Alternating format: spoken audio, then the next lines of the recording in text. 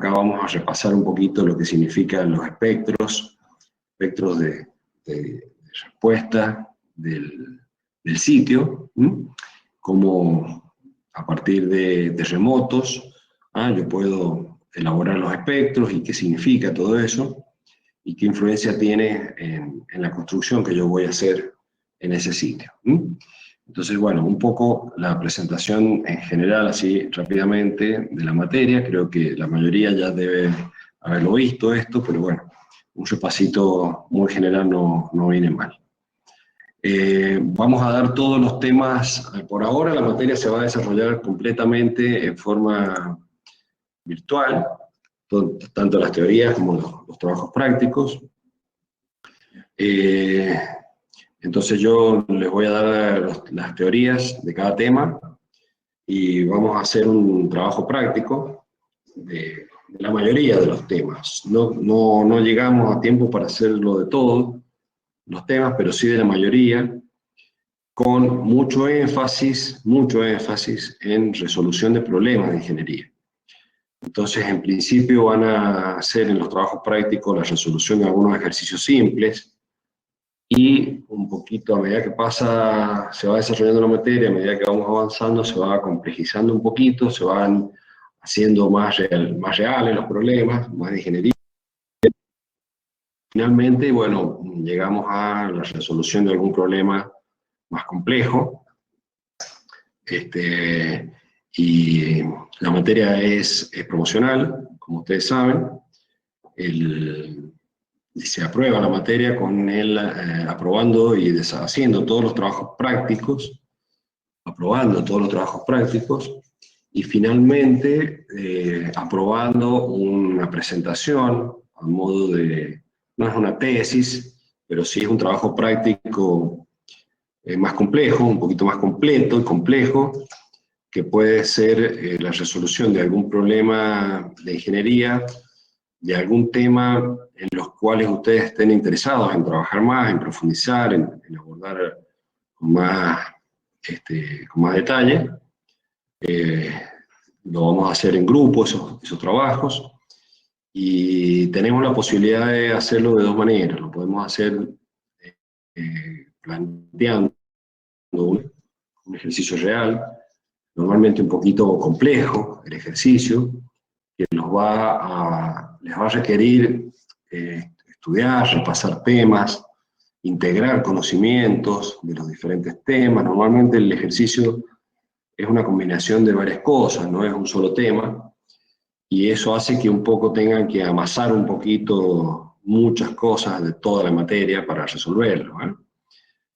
O puede también trabajarse con un tema monográfico, que se puede plantear, desarrollando una ampliación de lo que se ha visto en clase. Hay muchos temas que podemos avanzar bastante más. Digamos, de esta materia podría ser tranquilamente un curso de maestría, digamos, una sucesión de cursos muy importantes. Entonces la temática es amplia y tiene mucho para estudiar, para trabajar, para analizar. De manera que si alguien quiere trabajar, digamos, con algún tema de forma monográfica, avanzando un poco más con la teoría, con algunos avances científicos de última hora, también podemos trabajar. Eso ya lo vamos a conversar llegado el momento. Normalmente tratamos en la asignatura de desarrollar la materia y dejarnos el último mes del cuatrimestre destinado a trabajar de esta manera, ¿no es cierto? Entonces, casi, no llega a ser un mes, pero es casi un mes de tiempo que le dedicamos a que ustedes trabajen en resolver el problema de ingeniería, y esto involucra todo: hacer planos, hacer cómputos, presupuestos, analizar alternativas de solución, ver cuál es la más conveniente, o hacer un trabajito de investigación monográfico donde se desarrolla un tema, se hace una presentación, se hace la monografía y se hace el PowerPoint. Y de esa manera, bueno, con esa defensa de la presentación, no le llamo tesis porque no es una tesis, no es un posgrado, pero con la defensa de este trabajo monográfico y la aprobación de todos los trabajos prácticos, que van a ser aproximadamente unos 6 o 7 trabajos prácticos, estarían en condiciones de promocionar la materia. El año pasado tuvimos muy buena concurrencia también, igual que este año, una cantidad parecida de compañeros, y casi todos terminaron satisfactoriamente. Uno, creo, o dos no pudo terminar, pero por razones particulares de ellos. Así que las condiciones están para que ustedes puedan cursar, aprender, estudiar esta materia y aprobarla, digamos, satisfactoriamente, y lo único que tienen que hacer es dedicarle el tiempo que necesitan la materia y trabajar fuerte durante estos meses de cursado, y normalmente llegamos muy bien al final del cuatrimestre con la presentación de los temas y la aprobación de esto. Normalmente ponemos 1 o 2 fechas, vamos a hacer muchos grupos, entonces seguramente vamos a tener que planificar y acordar 3 fechas para presentación de los trabajos, bueno, fácilmente esto se ordena porque los chicos que van terminando primero ya se inscriben, se anotan como para hacer la presentación, y los que van un poquito más lento o se les ha complicado un poquito el problema van un poquito más al final. Pero siempre terminamos bastante bien con los tiempos. Bueno, no sé si tienen alguna consulta, alguna pregunta para hacer. Si no, yo empezaría ya a desarrollarles el primer tema, que es fundaciones.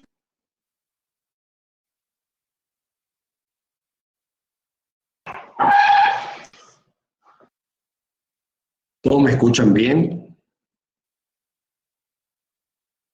No tienen preguntas. Bueno, muy bien. Quedó claro. Bueno, excelente. Profe, Sí, Juan Ignacio. ¿de a cuántos son los grupos? Y eso lo armamos normalmente de a 2, y pueden haber alguna excepción de 3 alumnos. Pueden ser grupos de 2 o 3. Hay más alumnos, el tema es más amplio, un poquito más complejo, más largo. Pero son de 2 o 3 alumnos. O sea, tranquilamente este año vamos a tener unos 6 o 7 grupos, yo creo. Bueno, gracias. De nada. A cargar la presentación. ¿Se entiende bien? ¿No se escucha bien?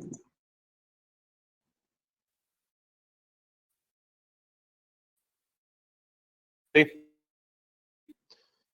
Ahora. Y yo, una vez que subo la presentación, que ahí la tenemos, vamos a empezar con el primer tema de fundaciones superficiales. Voy a apagar mi cámara para que así tengamos más fluidez, ¿no? Y en la medida que haga falta, la vuelvo a conectar para que nos veamos.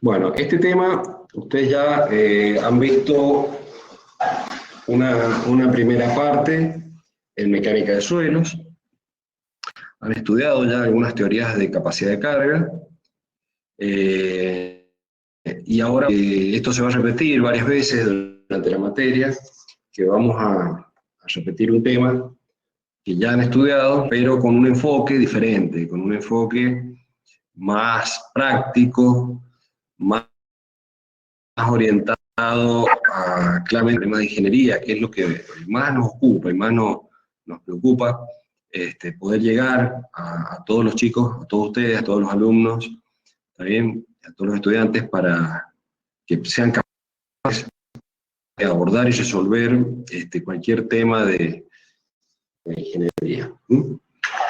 Antes de empezar esto, chicos, discúlpenme, les voy a pasar una pequeña presentación que hay de la materia. ¿Ustedes estuvieron en la presentación que hizo el jefe de departamento que yo le mandé? ¿Llegaron a ver eso o no?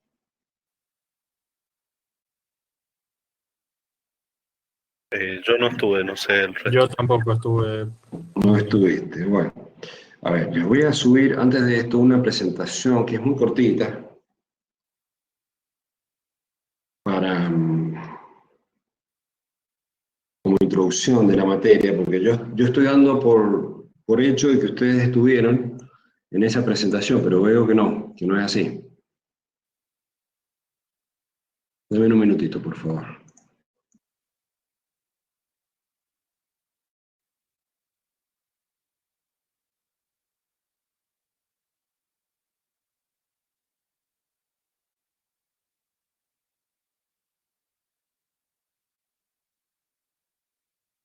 Estoy suponiendo que todos vieron esa presentación y a lo mejor algunos no, entonces la voy a repetir ahora como una introducción.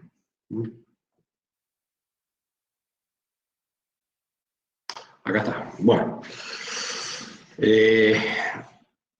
vamos a repetir un poquito lo que les dije con el programa de la materia, pero viendo algunas cositas más.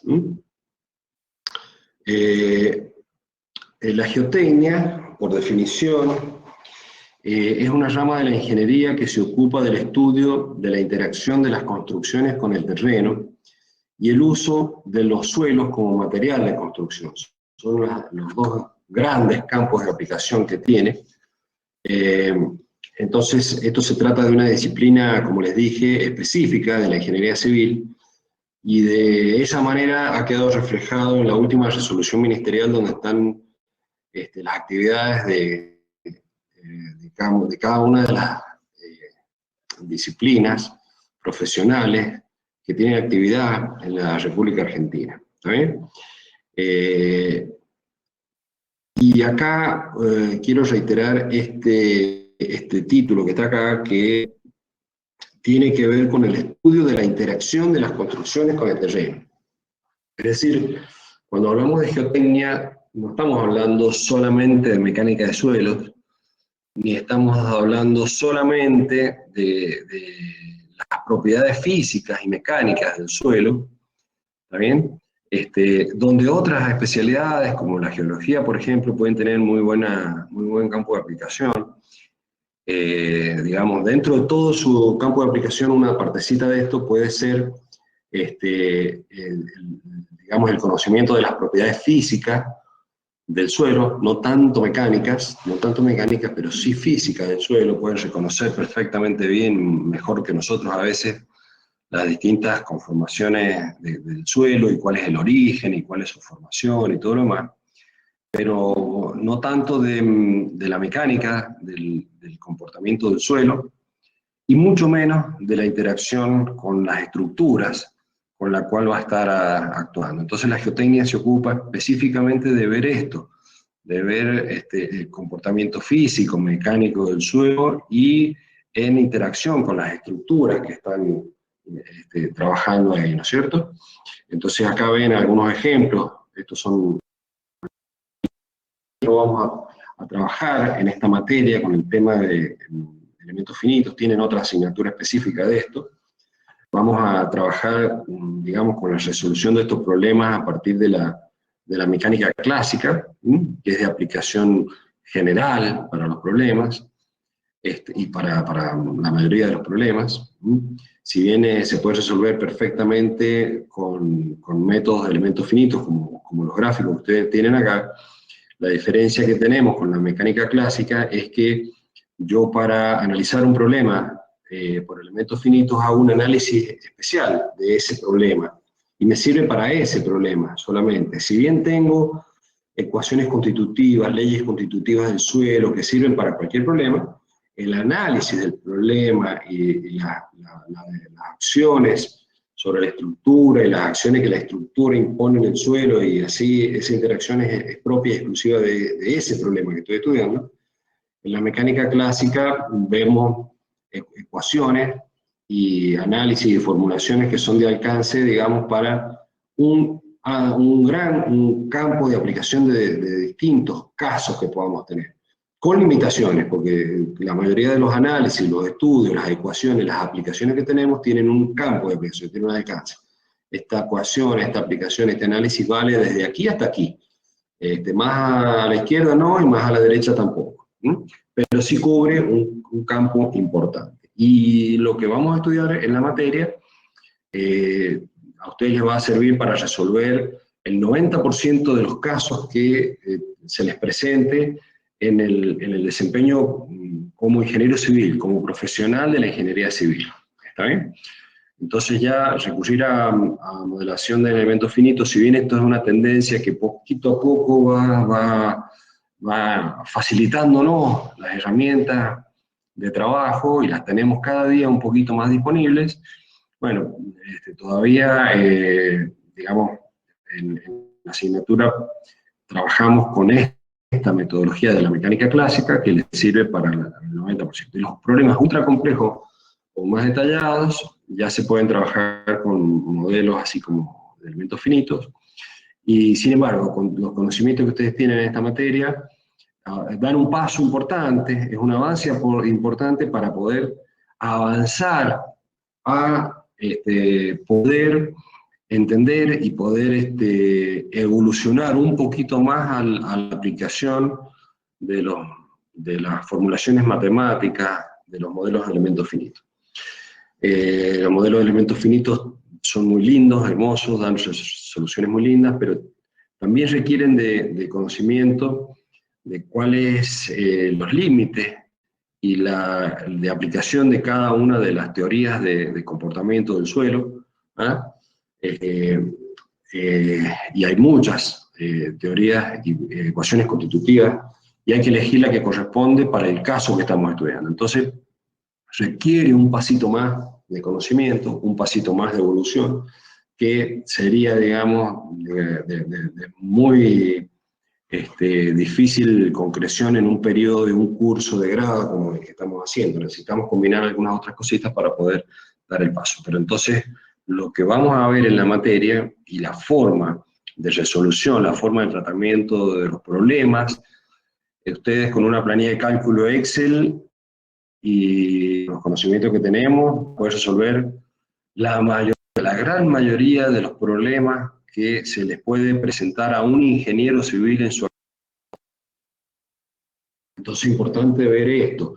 La geotecnia es una disciplina que se ocupa del estudio de interacción suelo-estructura, de interacción de las construcciones con el terreno. Por eso, digamos, aparece esta forma de plantear el programa, y aparece esto en las actividades reservadas de la ingeniería civil. ¿Está bien? Vamos a ver nosotros, los problemas geotécnicos tienen que ver cómo utilizar al suelo como cimiento,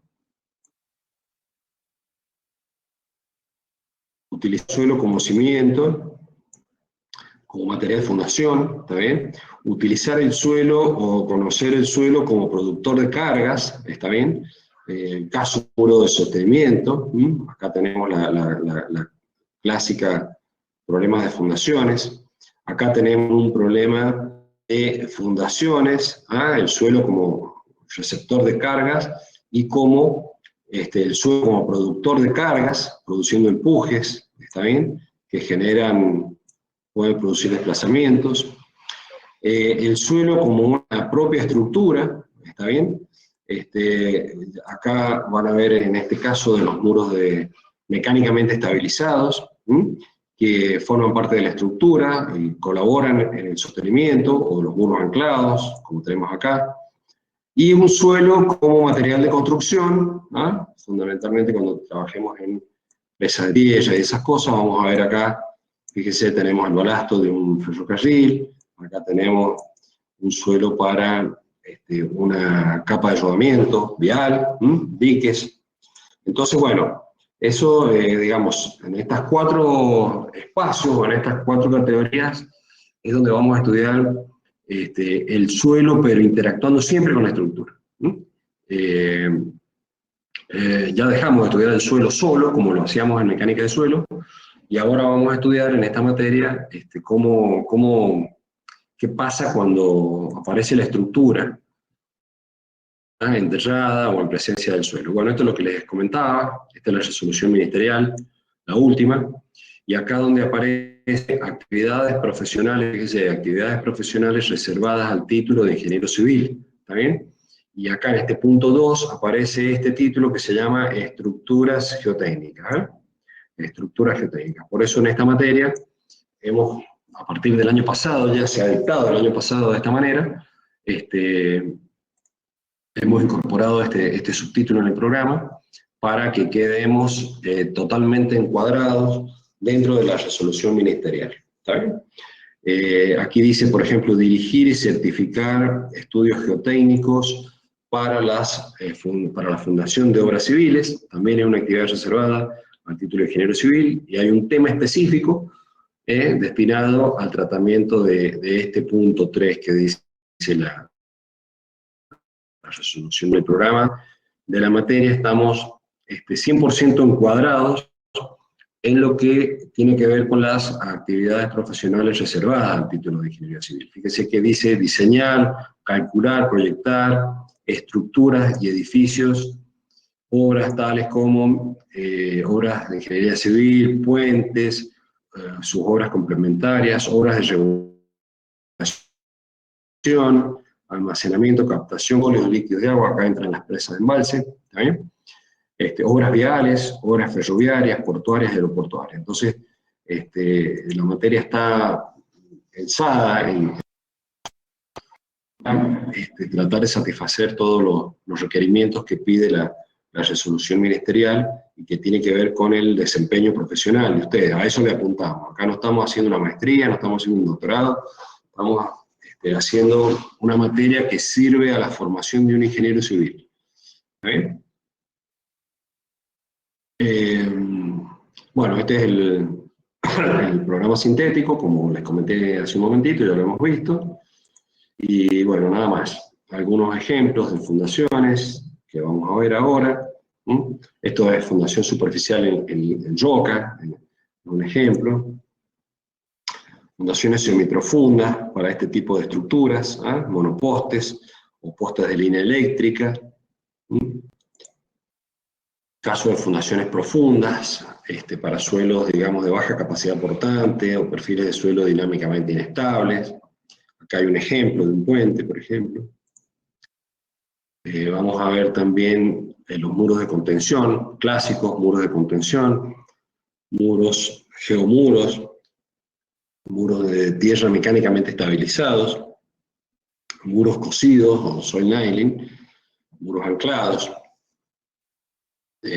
Vamos a ver cómo este tipo de soluciones sirve también mucho para el caso de las excavaciones, ¿también? Y cómo es la normativa que tenemos, sobre todo en San Juan, para poder utilizar los suelos de un vecino, los suelos de un terreno vecino, o del espacio público, para nosotros poder hacer nuestra excavación, y hacerla legalmente dentro de la normativa vigente. Este es el ejemplo de excavaciones que cada día se van siendo más necesarias en todos lados y en la provincia de San Juan en particular. Hay ya un par de ejemplos de esto ejecutados en la provincia de San Juan. Hay dos edificios muy importantes que ya se han construido siguiendo esta tecnología, y en la medida que, bueno, va creciendo la población y van apareciendo terrenos más pequeños para hacer edificios más altos, esta solución cada día es más necesaria. Bueno, el caso de la licuación de suelos, o de inestabilidad dinámica del perfil de suelos.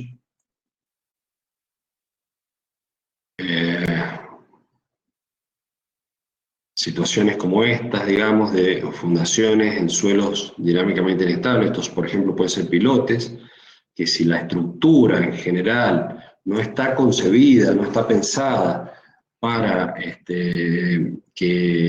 y no está bien analizado cómo es el desempeño, cómo es la respuesta de la estructura frente a un fenómeno de licuación de una capa de suelo como esta, por ejemplo, cómo es posible que se produzca un mecanismo de colapso no deseado, también en la estructura, con la formación de roturas, digamos, y de plastificación en zonas no deseables y no recomendadas, y en muchos casos con mecanismos de colapso tipo frágiles típicos de columnas de plantas libres, como sucede en este ejemplo que están acá. No hay licuación, pero no es un caso de licuación estas fotos que están acá, pero sí es una planta libre, ¿está bien?, que concentró en un solo nivel del edificio toda la disipación y la energía. Entonces se produjo este fenómeno de piso blando, digamos, de planta libre,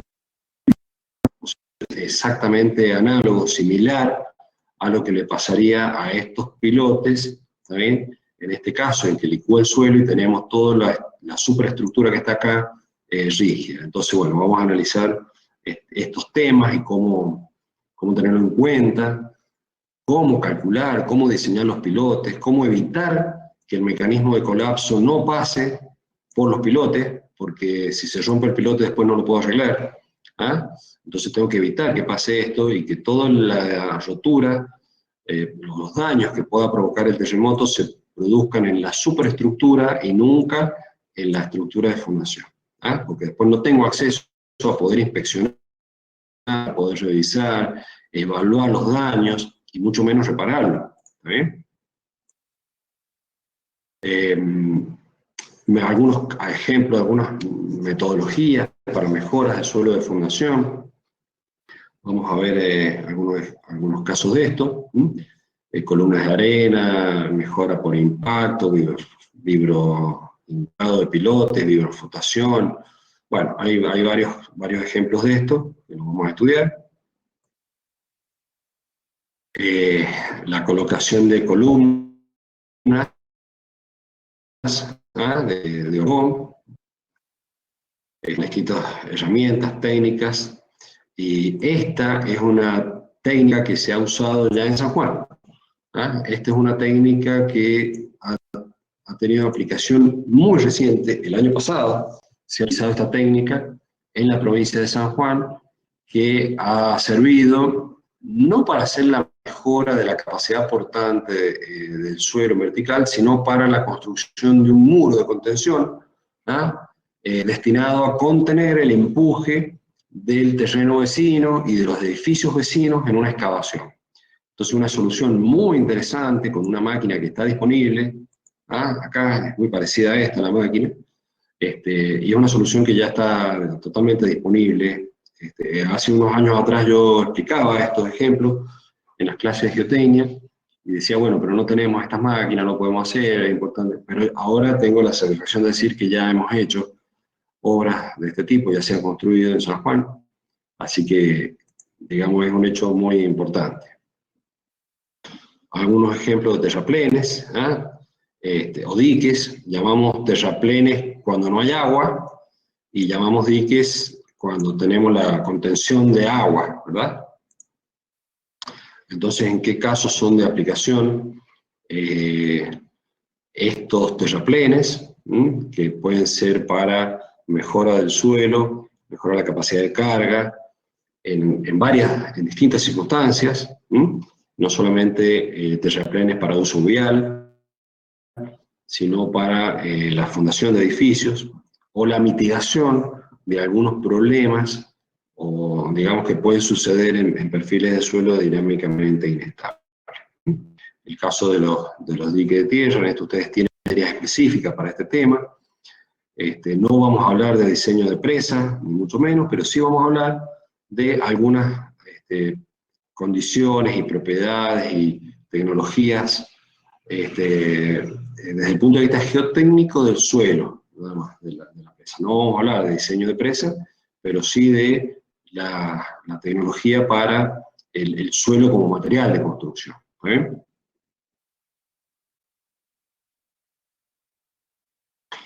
Bueno, investigaciones de campo y la aplicación de 401, que está vigente ya en la República Argentina y está vigente en la provincia de San Juan. Esto que tienen acá es una resolución de la Dirección de Planeamiento, y acá está ampliado el artículo 1, donde dice: apruébase e incorpórase al Código de Edificación de San Juan para el proyecto y construcción de todas las obras públicas y privadas a ejecutar en el territorio de la provincia de San Juan, fíjense que dice obras públicas y privadas, cualquiera sea su forma de contratación y ejecución, los reglamentos CIRSO 401, que es Reglamento Argentino para Estudios de Suelos. En este reglamento están todos los requisitos que se deben cumplir para desarrollar un estudio geotécnico para fundaciones correctamente. Define desde las recomendaciones para la cantidad de calicatas, profundidad de calicatas, los requisitos que debe cumplir un laboratorio, que la persona que hace el estudio de suelo debe tener un laboratorio, es imprescindible que tenga el laboratorio y el equipamiento necesario para llevar adelante el estudio geotécnico, y que tenga, por supuesto, la formación adecuada para llevar adelante. Y en este caso es de los ingenieros civiles exclusivamente a partir de la última resolución. Bueno, eso es en general y rápidamente la presentación de la materia. No sé si tienen alguna pregunta para hacer acá. Si no, podemos avanzar.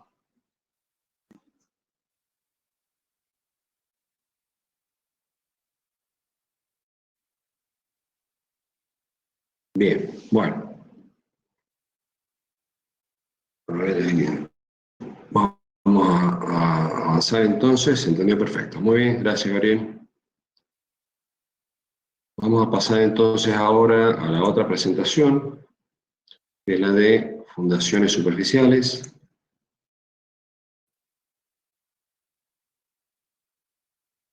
Tema 1 de la materia. Bueno, acá, como ustedes saben, la fundación de una estructura es la parte de un edificio, un puente, un muro de contención, etcétera, que está destinada a transmitir las cargas al suelo de fundación. ¿Cuáles son las condiciones que debe cumplir una estructura? Muchísimas veces durante todo el dictado de todos los temas que hablo, casi siempre estoy hablando de estructuras y estoy hablando de suelos y estructuras. Y no, en esta materia no existe una cosa sin la otra. Estamos siempre trabajando en conjunto, ¿no es cierto?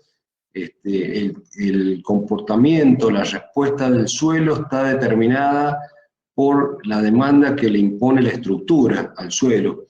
Y muchas veces la respuesta de una estructura está fuertemente condicionada por las condiciones, digamos, valga la redundancia, ¿no es cierto?, que le impone el suelo en la cual está inmersa, o cuál es la respuesta que tiene el suelo, digamos, que está interactuando. Yo deformo una estructura en el aire y tiene un mecanismo, tiene una respuesta, tiene una forma de deformarse, pero si esa estructura está enterrada o está interactuando con el suelo, va a tener una forma de deformarse, de trabajar diferente, ¿no es cierto? Y las rigideces relativas, las funciones que tenga el suelo en ese momento van a condicionar también la demanda estructural que yo voy a tener, la cantidad de hormigón, la cantidad de acero, ¿no es cierto?, que voy a tener que colocar.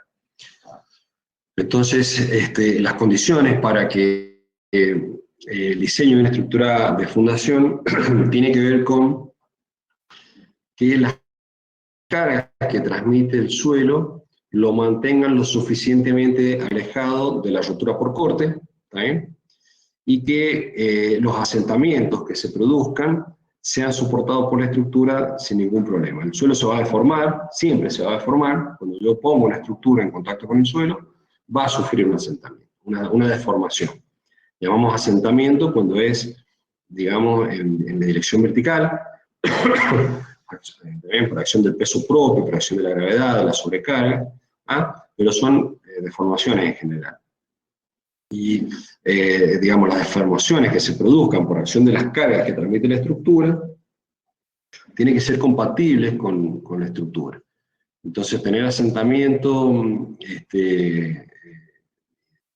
diferenciales o asentamientos importantes puede hacer que la estructura se mantenga en pie, que no colapse, pero que genere daños, que genere roturas, fisuras en muros, por ejemplo, que no son deseables. ¿Está bien? Entonces, no solamente, digamos, puede suceder que haya una magnitud de asentamiento importante y que no estemos llegando a la rotura del suelo de fundación. Por eso es que te aparecen las dos condiciones. ¿Está bien? No debe fallar por corte, no debe, mecánicamente, debe ser capaz de resistir, pero ustedes saben que el comportamiento de carga, de formación del suelo, es una hipérbola, ¿no es cierto? Y entonces, de acuerdo a la capacidad que tenga, de acuerdo a las condiciones de saturación o no del terreno, si es más denso, menos denso, más compacto, menos compacto, el suelo puede comportarse de una manera con una curva, carga de formación, ya lo vamos a ver enseguida, a esto, ¿no es cierto?, con una curva más achatada o una curva más empinada, digamos, con un módulo de elasticidad inicial menor o mayor, y a la larga va a alcanzar una resistencia, va a alcanzar la capacidad de carga, pero posiblemente con deformaciones que pueden ser incompatibles con la estructura. Entonces la falla es una falla de servicio que tiene la estructura, es una falla de serviciabilidad que se llama, que tiene la estructura, que no colapsa, no se rompe, pero puede quedar fuera de servicio por deformaciones exageradas. Entonces, cuando tenemos una estructura de fundación, debo verificar estas dos condiciones. Que sea capaz de transmitir mecánicamente los esfuerzos, que esté lo suficientemente alejado de la rotura del suelo. Ustedes saben que el mecanismo de rotura es básicamente por corte, y que los asentamientos que se produzcan sean lo suficientemente pequeños para que no generen efectos en la estructura. ¿De qué depende todo esto y cuáles son las condiciones? Bueno, acá vamos a tener que definir nosotros, elegir el tipo de fundación más conveniente para la estructura. Aquí vamos a ver bases aisladas, cimiento corrido,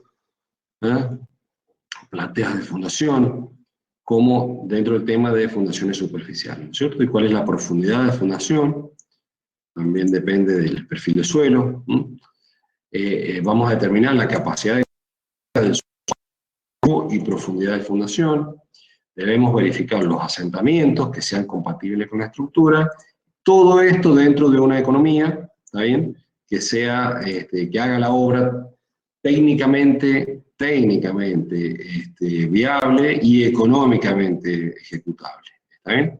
Entonces tengo que compaginar acá las dos cuestiones, la cuestión técnica y la cuestión económica, en el diseño de la estructura. Otra palabra que me la van a escuchar decir muchas veces durante el cursado, el tema de diseño de la estructura.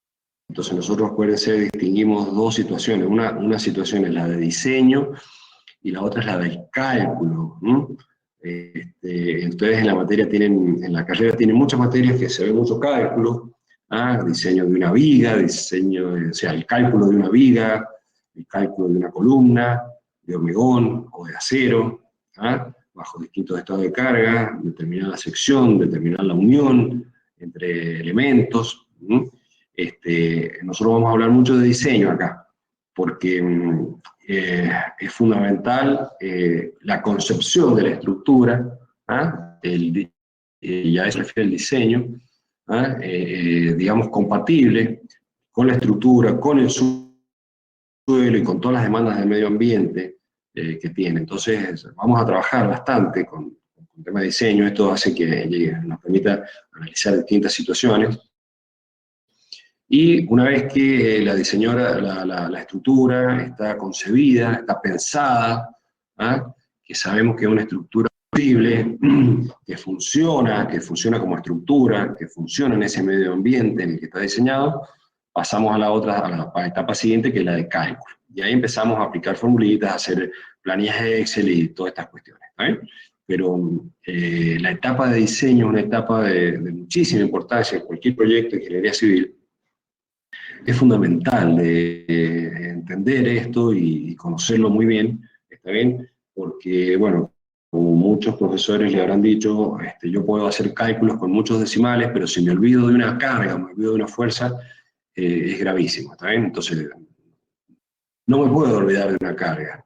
Cuando yo digo me olvido de una carga es porque me olvidé de concebir la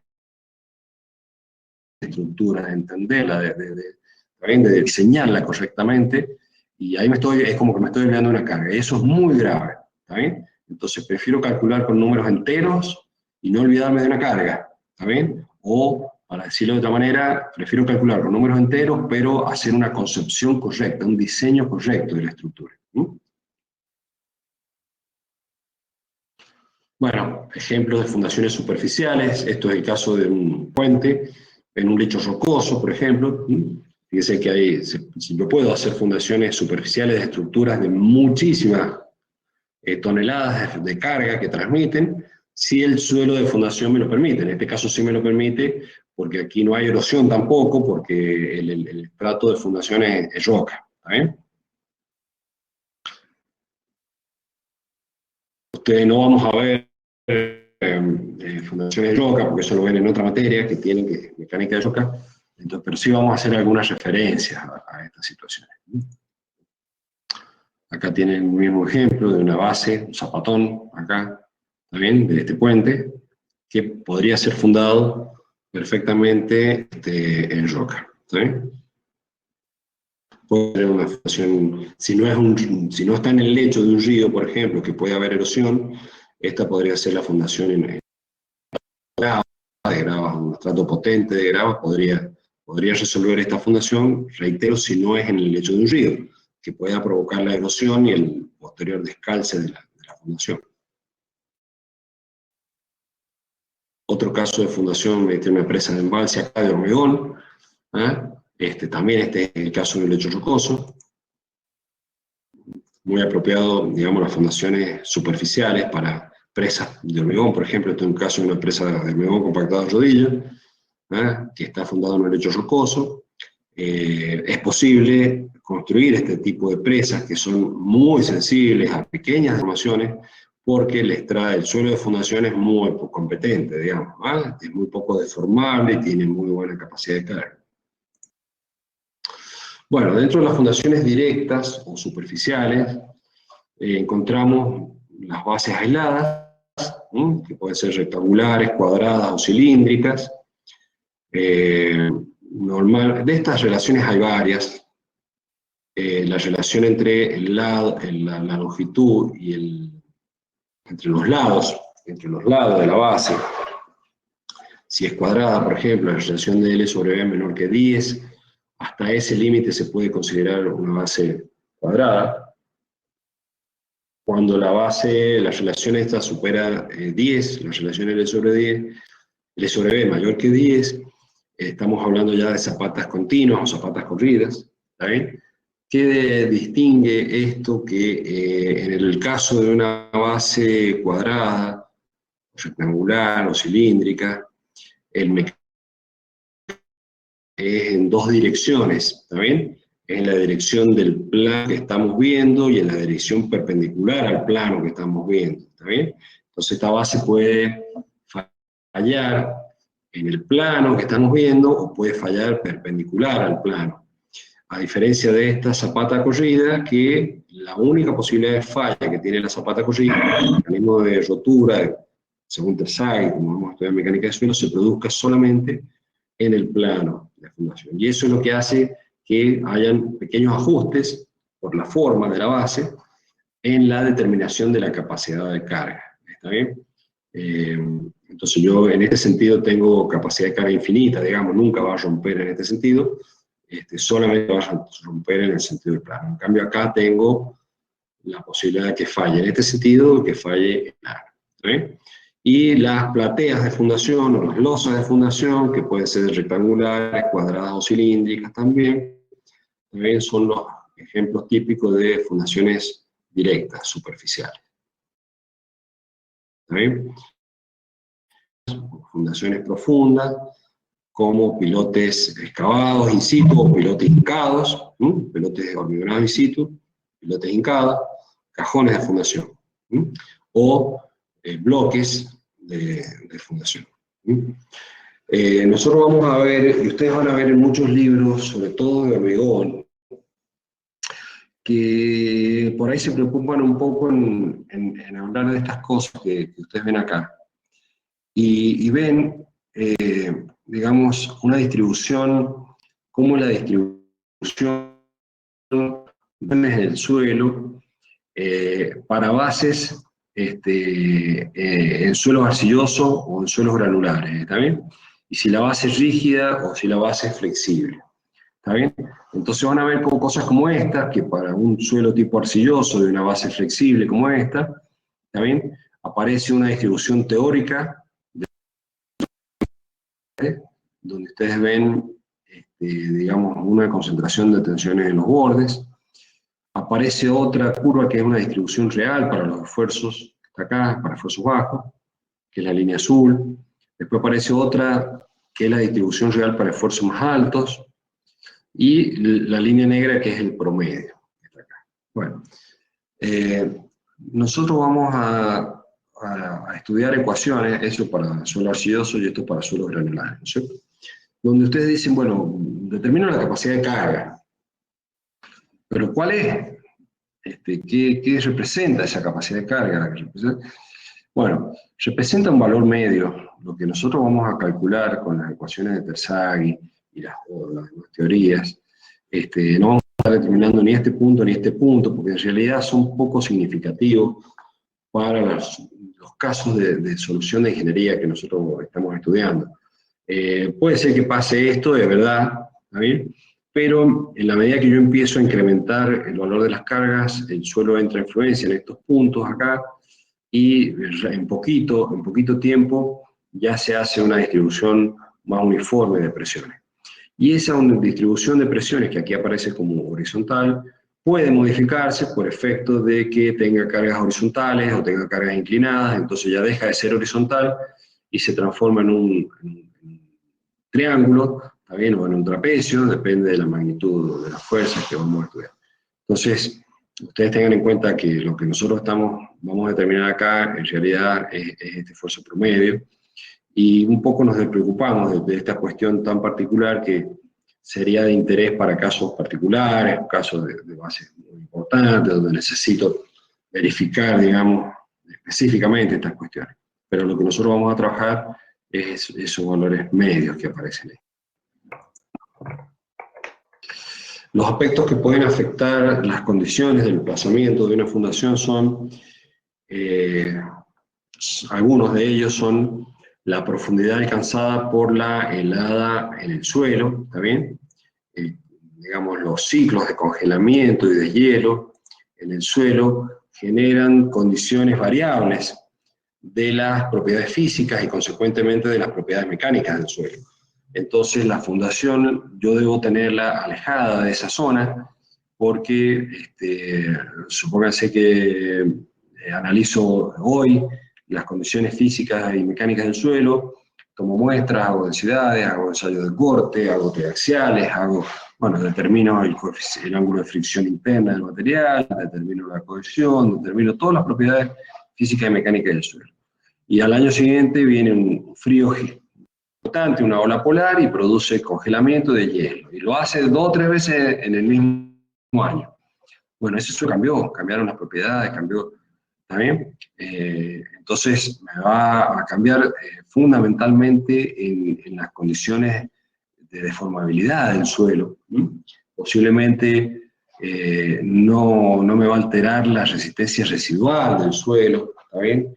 Y cuando yo calcule el ángulo de fricción residual del suelo con el que trabajo, no me lo va a cambiar, pero sí me puede cambiar mucho las condiciones para el cálculo de los asentamientos que puede tener el suelo. Entonces, y después si está construido, el hecho de que el suelo, los poros, si están saturados de agua, se congelan, generan presiones, pueden ser, digamos, pueden generar alguna complicación. El código de edificación de San Juan, que es muy antiguo, tema para las fundaciones de todas las casas que se construían en San Juan, los edificios en San Juan, y definía una profundidad de heladicidad del suelo en la ciudad de San Juan de 60 centímetros.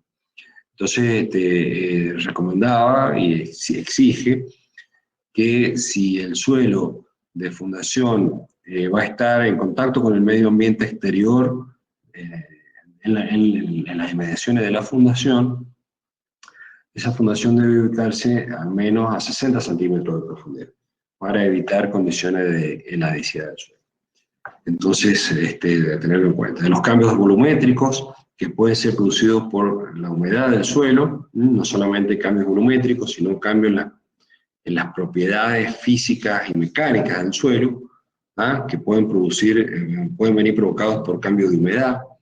Tema de mucha importancia es lo que sucede con los suelos finos, los limos arcillosos que abundan en la provincia de San Juan, en casi todos los lugares que ustedes construyen, sobre todo en la zona de la ciudad, van a encontrar una capa de suelo superficial que está formada por distintos estratos de suelos limo arenoso, limo arcilloso, arcillo limosos, suelo de estructura fina y de poros muy, muy finos, que cuando esos suelos se secan, generan un menisco capilar que genera tensión superficial, fuerzas de tensión superficial muy importantes, que tienden a cohesionar las partículas de suelo.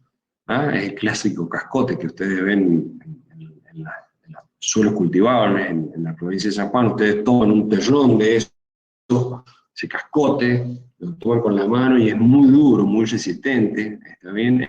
Es muy difícil para excavarlo. A los obreros les cuesta hacer excavaciones en ese tipo de suelos, zanjas. Pero esa tensión superficial que da una cohesión aparente, que es lo que le da esta resistencia al suelo, esta dureza, desaparece cuando se satura. Desaparece la tensión superficial, desaparece el menisco y queda solamente la fricción como resistencia del suelo. Entonces, ustedes pueden construir un edificio, una casa, en ese suelo en condiciones muy secas, en condiciones de cohesión aparente, y va a tener una mecánica, una resistencia capaz de soportar las cargas con pequeñas deformaciones. Pero si se satura y se rompe la cohesión aparente, porque se rompe el menisco capilar, para alcanzar la misma capacidad de carga que está soportando el suelo en ese momento, necesita una deformación mucho mayor. Y eso genera asentamientos. Y normalmente son asentamientos diferenciales que generan roturas en los muros y muchos daños en casas de planta baja. He visto muchísimos casos de esto, por el efecto del cambio de humedad que genera cambios no solamente volumétricos, sino en la respuesta mecánica del suelo. Socavaciones o erosiones, digamos, por la presencia de arroyos, ríos, como hablábamos recién, también van a modificar las condiciones de fundación, las variaciones del nivel freático. Muy común que pase esto, ¿saben? Que satura, seca y cambian las condiciones. En el caso de la ecuación del suelo, la presencia del nivel freático es determinante, como la probabilidad de la ecuación o no. Presencia de edificios existentes próximos también va a condicionar de manera importante. Excavaciones para las construcciones de obra, vamos a ver un tema específico de límites de la propiedad y medianeras existentes. Es muy común tener cotas de fundación distintas al edificio vecino. Puede ser que la cota de fundación nuestra sea más profunda que la del edificio vecino, y entonces ahí le estamos sacando un bocado, digamos, al suelo que está colaborando en la capacidad de carga del edificio vecino. Entonces, de alguna manera le estamos reduciendo la capacidad de carga al edificio vecino.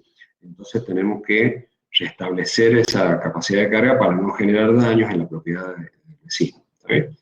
Las particularidades del suelo, que pueden haber rellenos, pozos absorbentes, cosas así. Nunca vamos a fundar sobre un relleno no controlado, ¿también? Está prohibido. ¿Por qué está prohibido? Por una cuestión muy de sentido común y muy sensata. Si es un relleno no controlado, a ver, ¿quién me puede decir cuánto es el ángulo de fricción interno, cuánto es la cohesión, cuánto es la densidad del suelo, si de un punto al otro me va cambiando? Entonces la respuesta de la fundación de una base a la otra va a ser distinta. Yo para fundar tengo que tener si bien la formación de los suelos naturales no es 100% homogénea, es mucho más homogénea que un relleno no controlado, donde pueden haber materiales diversos, pueden haber suelo, pueden haber ladrillos, pueden haber trozos de hormigón, pueden haber distintos materiales que están interactuando. Entonces nunca vamos a fundar una estructura sobre un relleno no controlado. Sí podemos hacer una fundación en un relleno que esté controlado, y en ese caso estamos hablando de un terraplén. ¿Está bien? Ya vamos a ver cómo se trabaja ese tema. Cavernas, túneles, bodegas, obras existentes, es muy común encontrar cuando vamos a hacer la fundación de alguna estructura. Bueno, repito lo que dije hace un momentito, los criterios de diseño es asegurar que no se produzca la falla por corte en el suelo y que los asentamientos que se produzcan no generen daños o inconvenientes en la construcción. Los métodos de análisis disponibles indican claramente que estas dos condiciones son independientes una de otra, ¿verdad? Son independientes una de otra. Es muy común que al valor máximo de la presión que hace que se cumpla simultáneamente ambas condiciones, se la defina o se la conozca como capacidad de carga del suelo. Y van a ver que se habla de presiones admisibles también del suelo. Pero acá empiezo a introducir un concepto que lo vamos a chichonear bastante en el desarrollo de este tema, y que la capacidad de carga no es un tema exclusivo de las propiedades del suelo.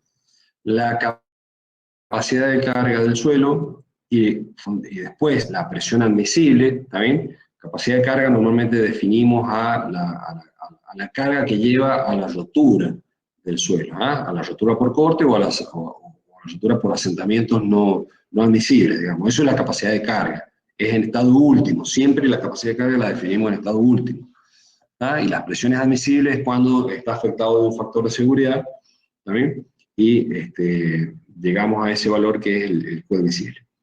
Entonces, en geotecnia trabajamos con el concepto más realista, que es de capacidad de carga. No hablamos de tensiones admisibles, hablamos de capacidad de carga. La capacidad de carga no solamente depende de las propiedades del suelo de fundación, sino que depende también de la estructura. Depende de las dimensiones de la base, el ancho de la base, depende de la profundidad de fundación. Entonces, eso es capacidad de carga. Es la definición que tiene en cuenta la interacción entre la respuesta del suelo y cómo está afectado de manera diferente de acuerdo a la estructura que yo estoy colocando. Entonces, ustedes van a escuchar en algunos casos, sobre todo los arquitectos, que dicen, ¿cuál es la tensión admisible del suelo? No existe la tensión admisible del suelo. Cuando ustedes le digan, dígame, a ver, ingeniero, acá, en este suelo que está acá, ¿cuál es la tensión admisible? Es un concepto que viene, digamos, metido en forma cultural de hace muchísimos años, pero que, digamos, esto se ha actualizado al interpretar de una manera más correcta cómo se determina la capacidad de carga, cuáles son las teorías de tensión admisible del suelo. Ustedes lo que deben encontrar es la capacidad de carga de un suelo para una estructura determinada, ¿también? Con una geometría determinada, con una profundidad de fundación determinada, con una forma determinada. Eso es capacidad de carga. Entonces yo voy a ir a dar un número expresado en toneladas por metro cuadrado, por ejemplo, o en kilos sobre centímetro cuadrado, que no es la tensión admisible, es la capacidad de carga que tiene ese suelo para esa estructura, en esas condiciones. ¿Está bien? Entonces es muy común que le digan, ingeniero, ¿cuál es la tensión admisible de este suelo? Porque de muchos años atrás se hablaba así. Y ha quedado, y sobre todo en los arquitectos, en algunos técnicos, le van a decir, dígame la tensión admisible del suelo. No existe la tensión admisible del suelo, existe la capacidad de carga. Es la relación entre el suelo y la estructura. Interacción suelo-estructura. Geotecnia. ¿Sí?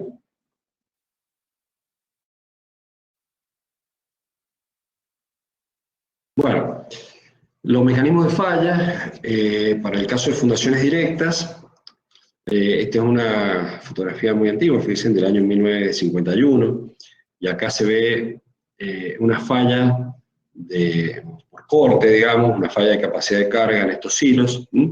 Acá falló para uno de los dos costados, digamos, tuvo una excentricidad a la fuerza, por algún motivo, o una inhomogeneidad en el suelo de fundación, lo hizo más débil de este lado que de aquel lado, o hubo fuerzas horizontales que empujaron para allá.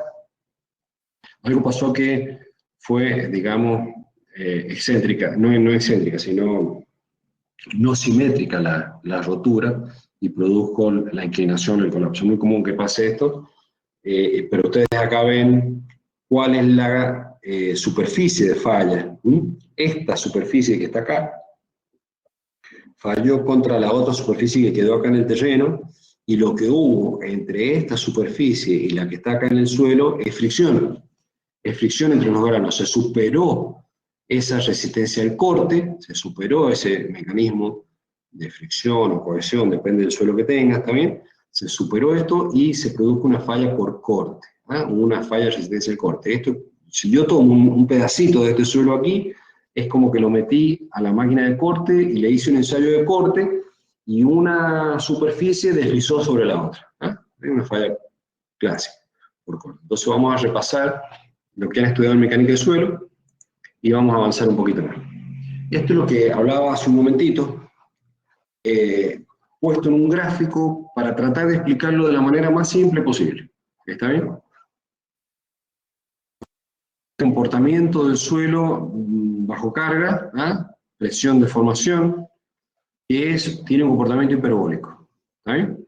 Entonces, el suelo llega a un momento en que alcanza la rotura, que es el estado, este estado que está acá, ¿está bien? Corresponde a este límite, ¿está bien? Al de rotura, que es un estado límite último, capacidad de carga última, o límite, que es lo que me da las fuerzas de las teorías de capacidad de carga. ¿Está bien? Y a esto denominamos estado límite último, o falla general. ¿Está bien? Antes de esto, que es la rotura, nosotros podríamos tener un estado límite de serviciabilidad, que está acá, que tiene que ver con una cantidad de... Yo tengo una capacidad, digamos, admisible de carga, pero la deformación que se produce para este estado de carga es una deformación inadmisible para la estructura. Entonces yo voy a estar en un estado límite de serviciabilidad, porque no hubo colapsos, pero sí hay condiciones de deformación que generan daños en el que son incompatibles. ¿Está bien? A partir de este límite de serviciabilidad, o el último, el que esté más abajo acá, depende de la forma de la curva, pueden estar muy cerca estos dos valores. ¿Está bien? Yo defino, a partir de un factor de seguridad, que es esta distancia que está aquí, este valor de presión admisible del suelo, o capacidad de carga admisible del suelo, y es el valor máximo al que yo puedo llegar a exigir al suelo de fundación con mi estructura. Las presiones que debo transmitir con mi estructura deben estar por debajo de este valor admisible. Entonces voy a tener una presión de trabajo que puede estar ahí, puede estar acá, depende de qué grado de saturación, de qué grado de cercanía con la falla yo quiera ponerme, y eso depende mucho también de la obra, del destino de la obra. No es lo mismo hacer un establo que hacer una estación de bomberos, por ejemplo, un hospital. Tienen distintas categorías de la obra, tienen distintos factores de seguridad, etc.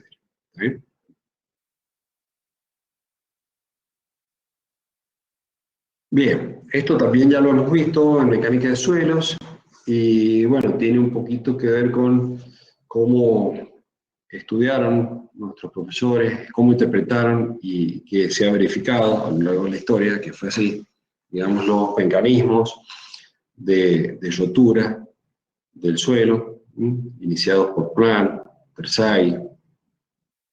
Entonces ustedes tienen un suelo, y acá yo le coloco una base, y empiezo a cargar, con cargas muy, muy pequeñas.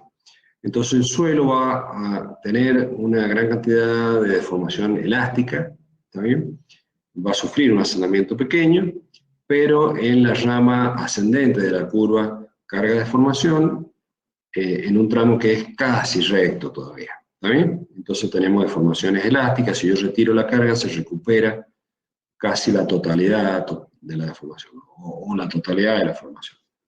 A la medida que empiezo a incrementar el valor de la carga, empiecen a ver, a formarse acá una deformación muy pequeña en la superficie del terreno, provocada por el empuje generado por estas cuñas de suelo que ya empiezan a fallar por corte, se empieza a formar, hay una cuña de suelo que está confinada, está muy confinada por los suelos que están a los costados, con lo cual tiene un comportamiento eminentemente elástico y no rompe por el gran confinamiento que tiene, ¿también? Esta zona. Y acá empiezan a formarse ya líneas de falla, líneas de rotura por corte, y empiezan a haber empujes, digamos, que empiezan a deformar el suelo hacia arriba. Digamos, es todo este suelo que está acá, todo este suelo que está acá, colabora en la capacidad de carga a través del empuje pasivo que genera por su peso propio sobre esta superficie, ¿está bien? Entonces eso hace que sea resistente, o sea, no solamente tengo la resistencia que opone al corte por la superficie de falla, ¿está bien? Sino que el peso propio actúa, digamos, conteniendo de alguna manera, con empuje pasivo, conteniendo de alguna manera el desplazamiento de esta superficie hacia arriba, ¿no? Entonces tengo la doble colaboración y por eso aparecen los dos términos después en la ecuación de Tersaghi, ¿está bien?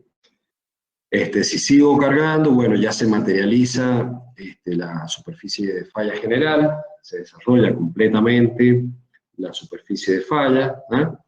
Y aquí hay un mecanismo de empuje y de resistencia, de empuje por un lado y de resistencia pasiva por otro, generada por el peso propio del suelo que está acá. Si la falla, si hay alguna pequeña excentricidad, digamos, en la aplicación de las cargas y todo lo demás, la falla puede producirse hacia uno de los dos costados, como se ve acá. ¿Está bien?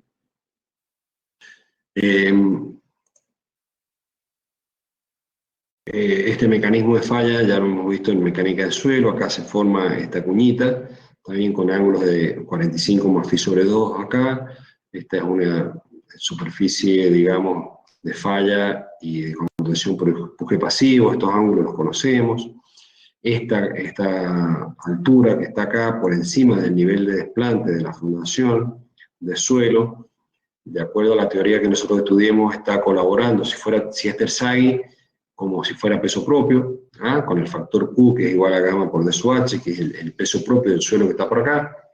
En algunas otras teorías se considera la superficie de falla que llega hasta la superficie, ya lo vamos a ver.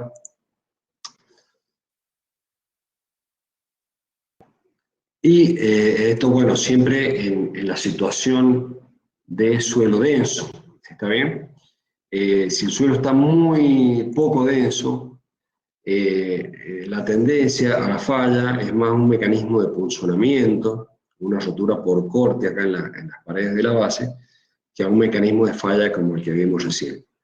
Entonces acá vemos que tenemos que tener muy claro, digamos, cuál es el estado del suelo en el cual yo voy a colocar la fundación para entender cuál es el mecanismo de rotura que va a controlar la falla, y de esa manera poder determinar correctamente cuál es la capacidad de carga, ¿está bien? Y cómo determinar mejor, digamos, las condiciones y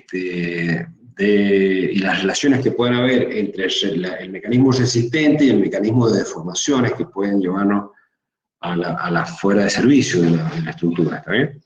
Entonces, todas las teorías desarrolladas originalmente consideraron el suelo en esta situación, el suelo en estado denso, de manera que se desarrolla esta superficie de falla y acá es donde hizo toda la formulación matemática, la desarrolló Terzaghi, digamos, en estas condiciones, considerando que el suelo se encuentra denso y que tiene este mecanismo de ruptura, y que la constitutiva, digamos, el comportamiento, carga de formación del suelo, corresponde a la de un suelo denso.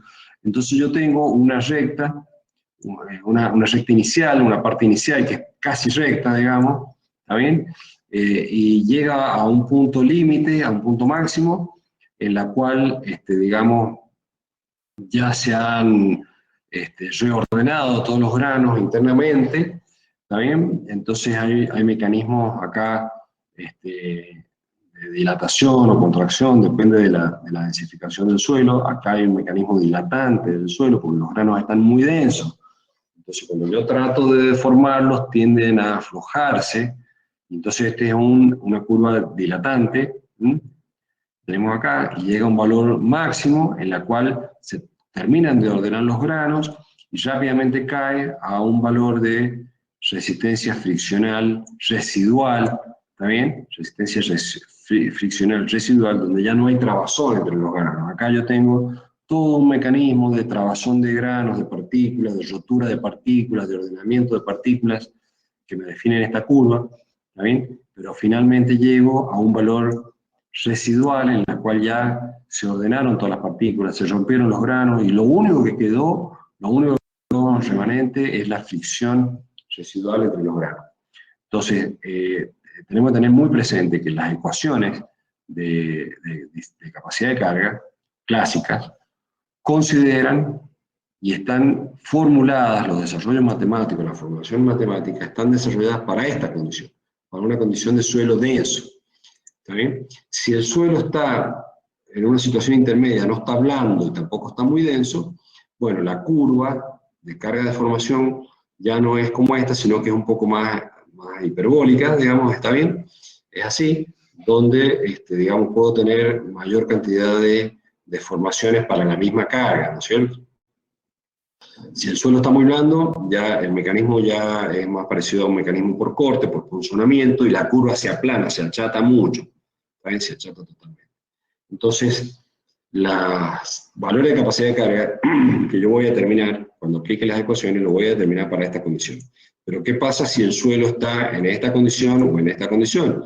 Bueno, vamos a tener que hacer algunas correcciones, que ya la vamos a ver cómo se hace, y vamos a ver también algunos procedimientos para evaluar la influencia de la compresibilidad del suelo en la capacidad de carga.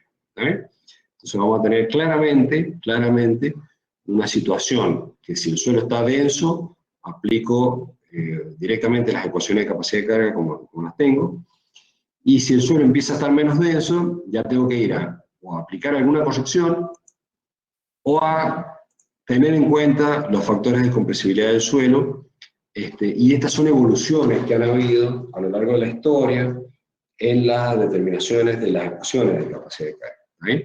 Inicialmente Terzaghi empezó con esto, y después del tiempo y muchas investigaciones y publicaciones y todo lo demás, han aparecido propuestas de ajustes de la capacidad de carga.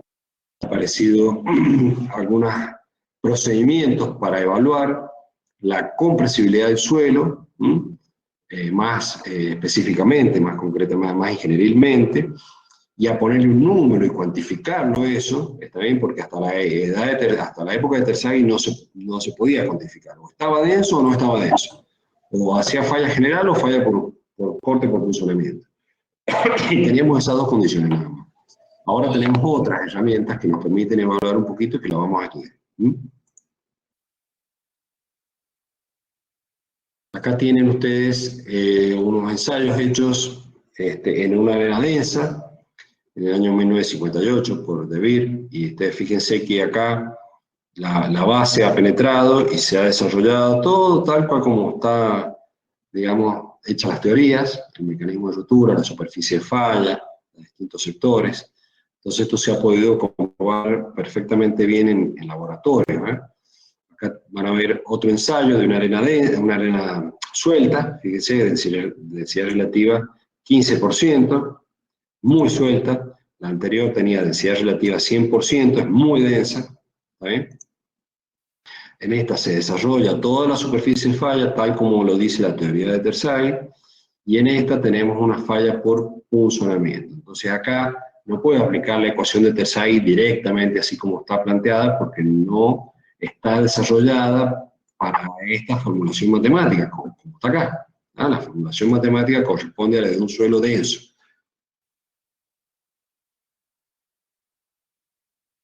Acá, bueno, el mismo ensayo repetido recientemente, acá esto en la Universidad de La Plata, ¿está bien? Donde se puede ver en las capas de arenas acá cómo es el mecanismo de rotura, ¿está bien? Para una arena densa, y cómo es el mecanismo de rotura para una arena, bueno, está la foto por ahí, ya va a aparecer, me parece que está del otro lado. Bueno, ¿cómo hay que empezar a ponerle número a estas cosas, empezar a cuantificar? Y bueno, hay muchos estudios de esto, de cuáles son los modos de falla en cimentaciones de arena. O sea, fíjense qué importante es para poder definir la capacidad de carga, saber cómo está el suelo, digamos, cuál es la densidad del suelo. Entonces, Besic propuso en el año 1973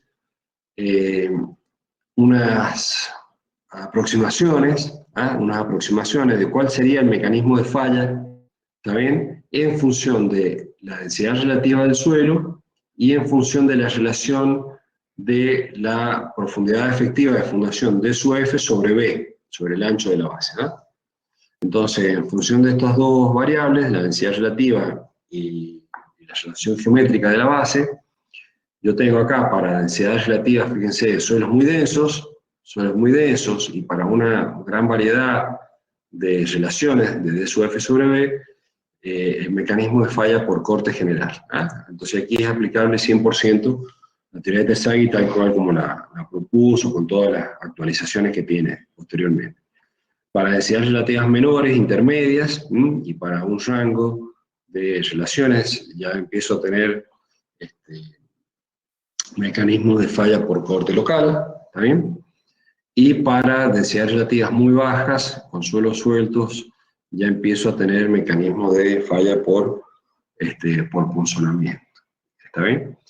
Entonces, ustedes fíjense que en la medida que yo profundizo más, D sub F crece, para un mismo B estoy viniéndome para acá, ¿no es cierto? Entonces necesito más densidad, las curvas se van yendo hacia allá, necesito suelos más densos para que se desarrolle el mecanismo de falla por corte general, y esto es lógico de pensar porque, claro, la resistencia pasiva que opone el peso propio del suelo aquí es cada vez mayor, es más difícil romper la superficie hacia arriba, y es más fácil punzonar el terreno. Entonces, por eso las curvas, fíjense que hacen esta forma hacia allá. ¿Se entiende eso, no es cierto? A medida que aumento la profundidad de fundación, aumenta el Q de la segunda ecuación de Terzaghi, que ya la vamos a empezar, gamma por D sub F, aumenta el empuje pasivo, aumenta la resistencia pasiva acá, entonces es más probable que falle por corte que falle por rotura general. Entonces necesito más densidad de suelo para que se desarrolle la superficie falla. ¿Se entiende, no es cierto?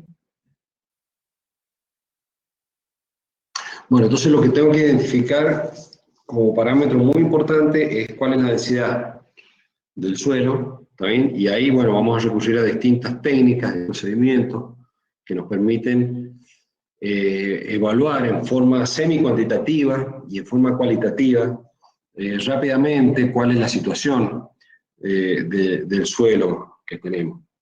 Entonces, en función del ensayo de CPT, ensayo de penetración normal, cuando veamos la ecuación nos vamos a detener en repasar este ensayo, la tecnología, la metodología del ensayo y cuáles son las variables que afectan a este ensayo. Ahora por ahora, aceptémoslo así, como número de golpes de SPT para 30 centímetros.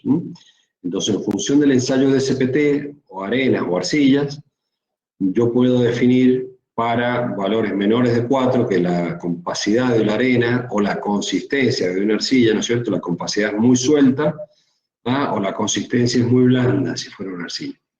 Y así, a medida que va poniéndose más denso el terreno, puedo tener valores entre 10 o 30 con compacidades medias, densidades relativas que están entre el 35 y 65%, y acá tenemos una situación de falla media dudosa, intermedia, ¿está bien? Para recién el ensayo, valores de SPT mayores a 30, de 30 y hasta 50, vamos a tener densidades densas a muy densas, con densidades relativas que están entre el 65 y el 100%, y acá sí vamos a tener una gran probabilidad de ocurrencia de la falla general. Lo mismo de arenas para arcilla. Entonces, con el ensayo SPT yo ya tengo una primera aproximación de cuál es el mecanismo de falla que podría tener. Esto tiene que ver solamente con el suelo. A esto tengo que agregarle ahora la geometría de la base, las dimensiones y la profundidad de la base para terminar de cerrar el mecanismo de rotura. Otras estimaciones del ángulo de fricción también hay en algunas recomendaciones de algunas normas. Por ejemplo, la Federal Highway de los Estados Unidos, la Administración Federal de Carreteras de los Estados Unidos, da algunas referencias, y hay varias, como estas, que en función del ensayo corregido de SPT, el N160, ya cuando vemos la ecuación, reitero, vamos a detenernos específicamente en este número, nos permite una idea de la acción que puede tener el suelo, y las densidades unitarias del suelo. O sea, referencias como esta hay en muchos libros y muchas publicaciones. Podemos determinar también el estado que conduce a algún mecanismo de rotura a partir de un ensayo triaxial, es decir, por una muestra remoldeada, y la llevamos a un ensayo triaxial. Entonces, si las deformaciones son menores al 5% para la rotura, ¿no es cierto? Podemos decir que están en un estado denso y podemos tener un criterio de falla general, y si las deformaciones son mayores al 15%, para esa densidad, o sea, nosotros en el ensayo triaxial reproducimos o tratamos de reproducir lo más fielmente posible la situación en la que se encuentra el suelo en estado natural. Entonces, para deformaciones grandes, si la deformación de rotura es superior al 15%, podemos decir que está en estado suelto y que el criterio de falla puede ser un criterio local. ¿Está bien? Hay unas tablitas que nos permiten, en función de estos números, ¿está bien? En función de las deformaciones de rotura, cuándo está denso, medio o suelto, y cómo es la falla que va a tener, si es general, intermedia o local. ¿Está bien? Entonces, ya recordando lo que dice Terzaghi, para el estado de suelo denso, esto lo vimos en mecánica de suelos, Terzaghi desarrolló esta teoría de esta forma de rotura, que después fue comprobada, y él mismo comprobó mucho de esto en laboratorio. ¿Está bien?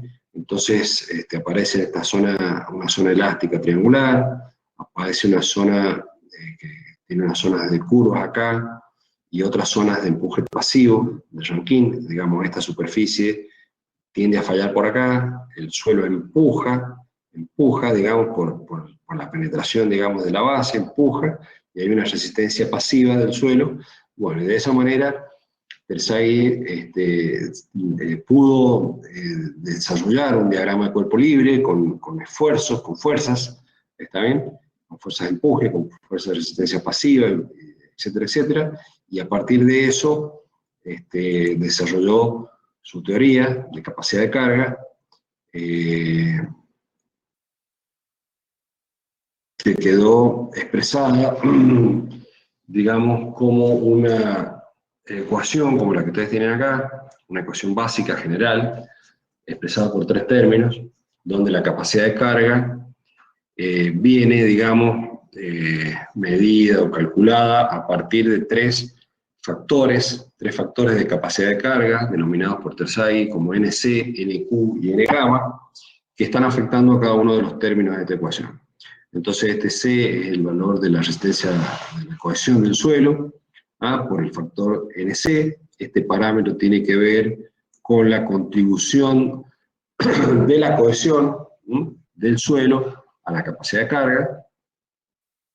Acá aparece este gamma por D sub F, que es Q también por NQ, Q por NQ, que es gamma por D sub F, que tiene que ver con la sobrecarga del suelo que está por encima de la cota de desplante de la fundación. ¿Está bien? Entonces esto tiene que ver con la contribución del suelo a la capacidad de carga que se encuentra por encima de la cota de fundación. Entonces este gamma que está acá, este gamma 1, el gamma corresponde al que está por encima de la cota de desplante de la fundación, la cota donde está apoyada la base. ¿Está bien?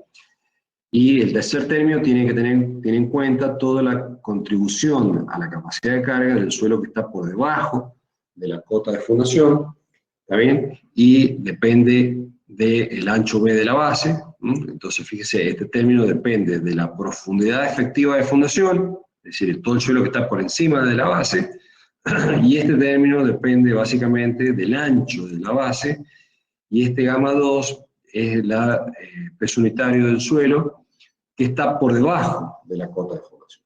Son los tres términos que pudo resumir en una genialidad esta ecuación que se mantiene hasta nuestros días, también con muchos aportes de actualizaciones y opciones de análisis y estudios científicos, pero que mantiene la misma estructura, la ecuación. Hay muchísimos aportes de muchos investigadores y muchas teorías de investigadores muy notables, como Meyerhoff, Rich Hansen y muchos otros, que han contribuido a hacer aportes a esta ecuación, pero mantiene la misma estructura. Entonces, hoy todavía, cuando decimos vamos a calcular la capacidad de carga, es la teoría de Terzaghi, mejorada, actualizada, pero sigue siendo la teoría de Terzaghi. ¿Está bien? Bueno, Terzaghi en sus publicaciones expresó estos factores de capacidad de carga, NC, NQ y N-gamma, ¿está bien? Para el caso de falla por corte general en suelo denso. Y también expresó, calculó los factores de capacidad de carga para el caso de suelos de falla local, también, o falla por punzonamiento. Y considerando, digamos, que disminuye ese valor, digamos, disminuye la capacidad de carga por un problema de una falla por deformación excesiva. Entonces, Terzaghi lo que hizo es reducir el valor de la capacidad de carga, ¿está bien? Y entonces venir a esta curva que estábamos acá al principio, acá, y ponerse como la falla, digamos, es más aplanada, entonces baja, a partir de los factores de capacidad de carga, baja los valores de capacidad de carga admisible como una forma de limitar también las deformaciones. Ya lo vamos a ver ahora en un gráfico, uno o dos gráficos más adelante, cómo influye esto que les estoy explicando ahora.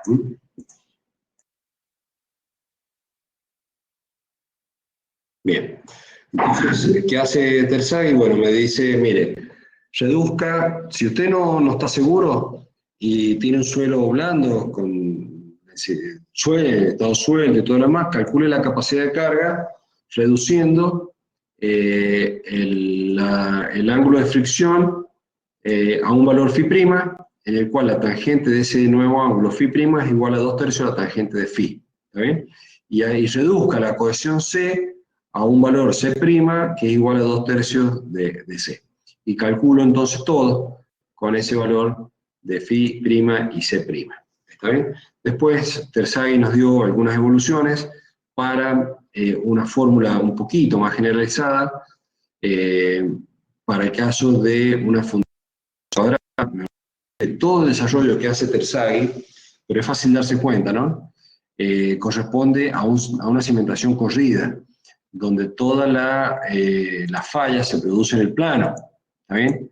Fíjense, todo el análisis matemático se desarrolla en el plano, no se analiza en la dirección perpendicular, en esta dirección, la falla en esa dirección. Se considera que la resistencia del suelo en esa dirección es infinita. Entonces, todo el mecanismo de rotura se desarrolla en el plano. Quiere decir que el análisis de la ecuación de Terzaghi, tal como está desarrollada, corresponde a una cimentación corrida, a una zapata corrida. Si la zapata es distinta de corrida, es decir, si la relación de L sobre B es menor que 10, ¿está bien? Ya me aproximo a una base rectangular, me aproximo a una base cuadrada o a una base circular. Entonces ahí, en esas condiciones, tengo que corregir esta ecuación, y Terzaghi propone corregirla a partir de agregar estos términos a la ecuación que él desarrolló, también que tiene en cuenta la geometría de la fundación. Ya vamos a ver más adelante cómo hay algunas propuestas muy modernas, mucho más modernas que esta, digamos, que nos permiten la capacidad de carga, tener en cuenta la capacidad de carga teniendo en cuenta la forma de la base, ¿ah? Si es corrida, si es cuadrada, lo que fuera, ¿está bien? Pero esta fue la primera propuesta hecha por Terzaghi, ¿está bien? Y entonces acá tengo en cuenta la forma de la base, ¿está bien? Y a partir de los factores del ángulo de fricción y de la cohesión corregidos, tener en cuenta que no es una falla por corte general, sino es una falla por corte local, ¿está bien? Bueno, acá están de nuevo expresados los mismos, de otra manera, lo mismo, ¿está bien? Cómo quedan corregidos los factores para los casos de falla no general. Bueno, a esto es lo que me refiero hace un momento, y ustedes saben que lo hemos visto en mecánica de suelo y acá, que lo potente que tiene esta ecuación de Terzaghi, es que todos estos factores que están acá dependen de una sola variable, y que es el ángulo de fricción del suelo, ¿está bien? NQ, NC y N gamma los calculo a partir del ángulo de fricción interna, ¿está bien? Del suelo. Entonces fíjense que acá tengo en ordenadas el valor del ángulo de fricción del suelo, phi, ¿está bien? Y tengo la curva, y entonces entro con el valor de phi, corto la curva y saco el valor de capacidad de carga que corresponde. Pero todo depende de una sola variable, que es el ángulo de fricción del suelo. Eso es otra potencia, otra genialidad que tiene la formulación de Terzaghi, que depende, todo depende del ángulo de fricción interna del suelo y de la cohesión del suelo. ¿Eh? Entonces, a partir de esas dos variables, y por supuesto de las propiedades físicas del suelo, gamma, las densidades, yo puedo determinar la capacidad de carga del suelo. Pero ¿cuál es el ángulo de fricción que utilizo? Ustedes recuerden que yo puedo determinar el ángulo de fricción interno del suelo haciendo un ensayo triaxial, o lo puedo hacer con un ensayo de corte, ¿no es cierto? Ahora, si el suelo está denso, yo voy a tener un mecanismo de carga de formación, ¿está bien? Que va a seguir esta curva que está acá, ¿está bien? Está ahí. Esta curva, como les dije, está muy denso el suelo acá, y entonces las partículas, como están muy bien ordenaditas, no tienen más remedio que, al aplicarle la deformación en el plano de rotura, de tender a montarse una sobre otra y generar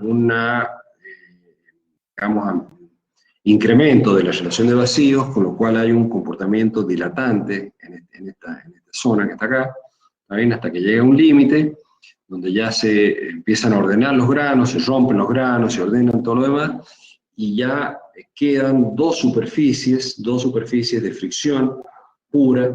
Entonces a esto le llamamos un comportamiento ya residual del suelo, que se desarrolla de formación sin modificación de la relación de vacío. ¿Está bien? Entonces este es el comportamiento del suelo en estado denso, que correspondería a esta situación. ¿Está bien?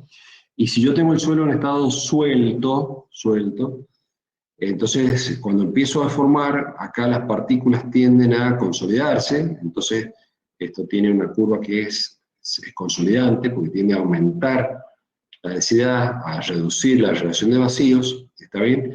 Hasta que llega un punto donde ya no hay más consolidación, y ya solamente hay fricción pura entre las dos superficies de falla. En los dos casos, a las grandes deformaciones van a tender tanto en estado denso inicial, acá, como en estado suelto, ¿también? Acá, al final voy a tender a una condición residual, ¿también? Donde va a suceder lo mismo, ¿está bien? Pero, ¿qué pasa? Yo puedo calcular, ¿está bien? Ustedes recuerden que la teoría de Mohr-Coulomb, ¿está bien? Con la cual yo aplico para calcular y poder determinar a partir de un ensayo como este el ángulo de fricción, es tau igual a sigma por la tangente de phi, ¿no es cierto? ¿Recuerdan eso? Tau, la resistencia al corte del suelo, es igual a la presión normal sigma por la tangente de phi. Si yo tengo para un ensayo con un valor de resistencia normal, a ver, les voy a hacer un grafiquito, denme un minutito, por favor.